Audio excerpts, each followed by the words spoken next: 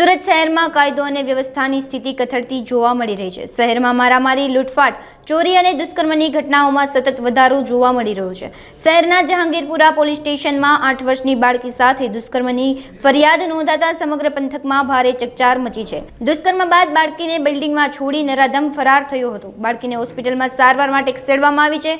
સમગ્ર મામલે જહાંગીરપુરા પોલીસ સ્ટેશનમાં દુષ્કર્મનો ગુનો નોંધી તપાસ હાથ ધરવામાં આવી છે। આ કામે હકીકત એવી છે કે જહાંગીરપુરા પોલીસ સ્ટેશન જે છે એની જે વરિયાવ ચેકપોસ્ટ છે એની બાજુમાં ત્યાં એસએમસીના જે મિનરલ વોટરનું ત્યાં કામ ચાલે છે।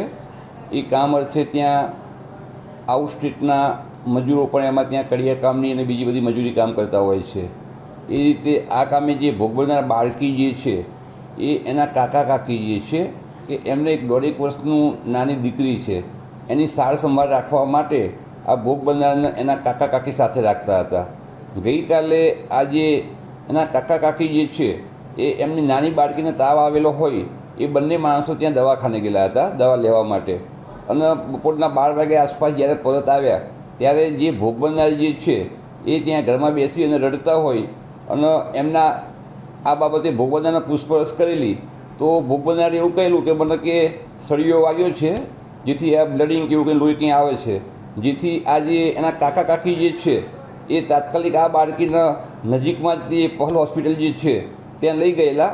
ત્યાં ડૉક્ટર સાહેબે સારવાર માટે એનો ચેકઅપ કરતાં ડૉક્ટર સાહેબને એવું જણાવેલું કે આ જે બાળકી જે છે ભોગ બનનાર એની સાથે બળજબરીથી કોઈએ સંભોગ કરવા માટે પ્રયત્ન કરેલો છે, જેથી કરીને પોલીસને જાણ કરતાં અમરોલી પોલીસ ત્યાં તાત્કાલિક પહોંચી ગયેલી અને આ કામે જે ભોગ બનનાર જે છે એના કાકીની ફરિયાદ લઈ અને ધોરણસરનો ગુનો દાખલ કરી અને હાલમાં તપાસ ચાલી રહી છે। આ કામનો આરોપી પણ સગીર છે અને એ પણ આ બધા એક જ ગામના છે અને ત્યાં બધા જે રહેવા માટેના સાપરા કે જે કંઈ છે ત્યાં બધા આજુબાજુમાં જ રહે છે।